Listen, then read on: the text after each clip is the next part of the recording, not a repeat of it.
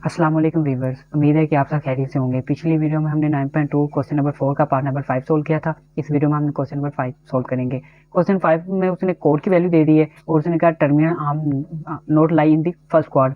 जो terminal arm है वो फर्स्ट क्वाड में लाई नहीं करती, वो हमने मालूम करना है कि वो किस क्वाड में लाई करती है। और इसके अलावा find the value of the cos and cosecant. अगर हमें पता होगा कि कौन से क्वाड में है तभी हम कोस और कोसिकेंड की वैल्यू निकाल सकते हैं। चलिए मैं स्टार्ट करता हूँ। अच्छा, आपको पता है कि भाई कोड की वैल्यू फर्स्ट क्वाड में पॉजिटिव होती है या थर्ड क्वाड में पॉजिटिव होती है। यानी कि सेकंड क्वाड में कोड की वैल्यू नेगेटिव होती है और फोर्थ क्वाड में कोड की वैल्यू क्या होती है, नेगेटिव होती है। इसका मतलब है कि यहाँ पे थर्ड क्वाड लाइक करता है, क्योंकि फर्स्ट और थर्ड में पॉजिटिव होती है कोड की वैल्यू, ठीक है। लेकिन यहाँ पे फर्स्ट क्वाड उसने कहा है कि भाई नहीं, फर्स्ट क्वाड में लाई नहीं कर रही, तो इसका मतलब है कि थर्ड क्वाड में लाई कर रही है। इसका मतलब हुआ कि हमने जो कोड और कोसिकेंड की वैल्यू होगी वो नेगेटिव वाली चूज करेंगे। चलिए स्टार्ट करते हैं। हमारे पास है cot theta is equal to 15/8।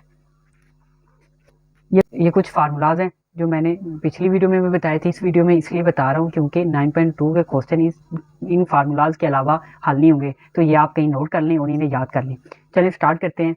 हम ये वाला फार्मूला यूज करने लगे। हमें चाहिए कोसिकेंड की वैल्यू, तो हमारे पास कोट की वैल्यू है, तो हम यहाँ से हम कोसिकेंड की वैल्यू फाइंड कर सकते हैं। जरा लिखिएगा, यहाँ पे मैं छोटा सा हिंट देने लगा हूँ।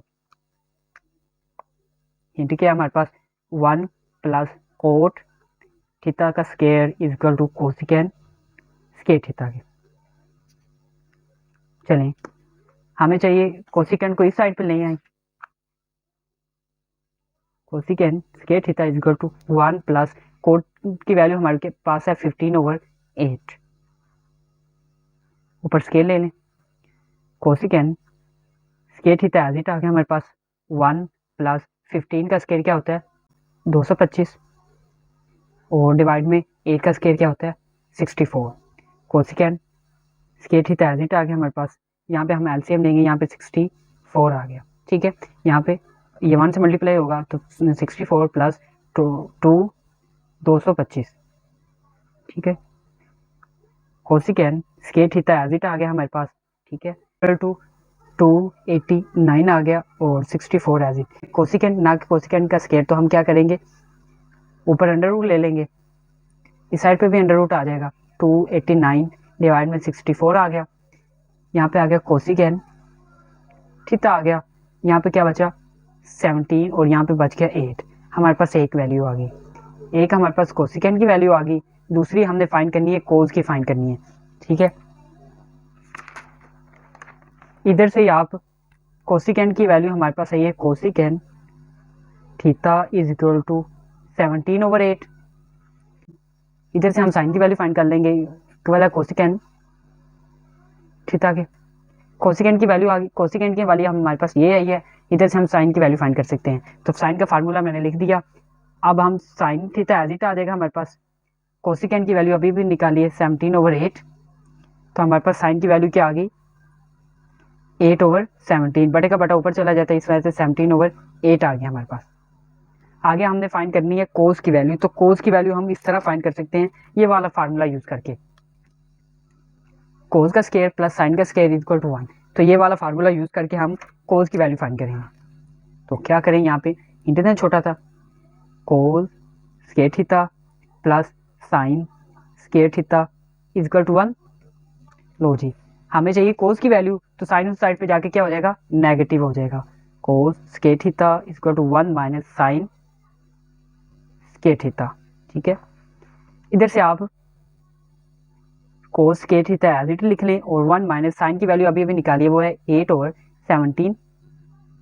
लो जी, और स्क्वायर एज इट आ गया हमारे पास। अच्छा, यहाँ पे आ गया cos square theta is equal to 1। 8 का स्क्वायर क्या होता है, 64। 17 का स्क्वायर क्या होता है, 289। लो जी, cos square theta as it आ गया। यहाँ पे हम एलसीएम लेंगे, 289 आ गया एलसीएम, और ये मल्टीप्लाई होगा 289 माइनस 64 एज इट आ गया हमारे पास। Cos square theta is equal to, जब माइनस करेंगे तो हमारे पास बन जाएगा 225, डिवाइड में हमारे पास क्या बच गया, 289 एज इट आ गया। हमें चाहिए कोस ना के कोस का स्क्वायर, तो हम यहाँ पे दोनों साइड पे क्या ले लेंगे, अंडर रूट, ठीक है। जब अंडर रूल लेंगे तो प्लस माइनस आ जाएगा और नीचे 2 2 5 2 8 9 आ जाएगा, और यहाँ पे हमने कोस थीटा आ जाएगा।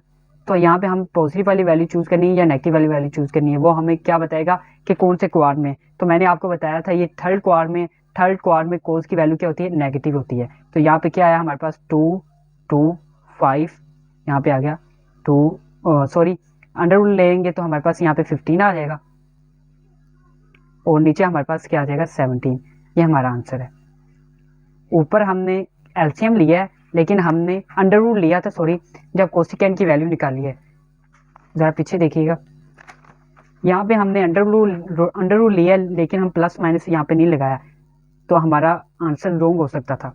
तो यहाँ पे आप प्लस माइनस, लेकिन ये थर्ड क्वाड में कोसिकेंट नेगेटिव होता है, तो यहाँ पे वैल्यू कौन सी चूज करनी है, नेगेटिव की। यहाँ पे आ जाए, एज इट माइनस लगा दिया, माइनस लग गया, ठीक है, और ये साइन की भी वैल्यू नेगेटिव आ गई, ठीक है।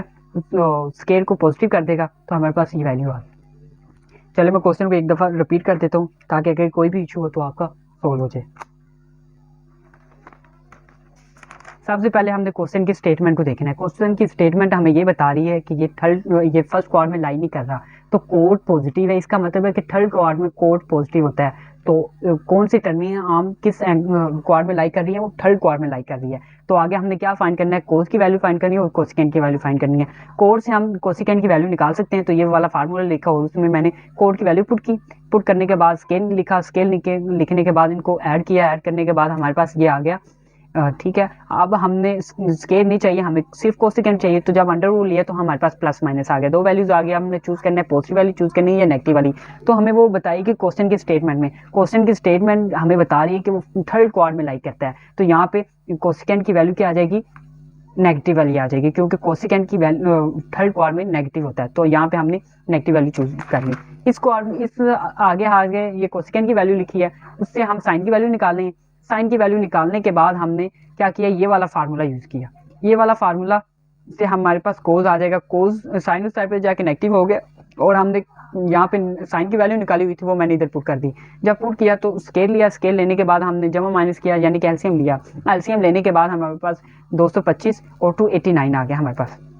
जब अंडर रूल लिया हमने, अंडर रूल लेने की वजह से हमारे पास दो वैल्यूज आ गई। तो दो वैल्यूज का हमने क्या करना है, लाइज इन थर्ड क्वाड। तो ये लिखने के बाद हमने ये चूज कर लिया कि ये हमारे पास नेगेटिव वैल्यू चूज होगी। नेक्स्ट वीडियो में मिलते हैं, तब तक आप अपना ख्याल रखिएगा। अल्लाह हाफिज़।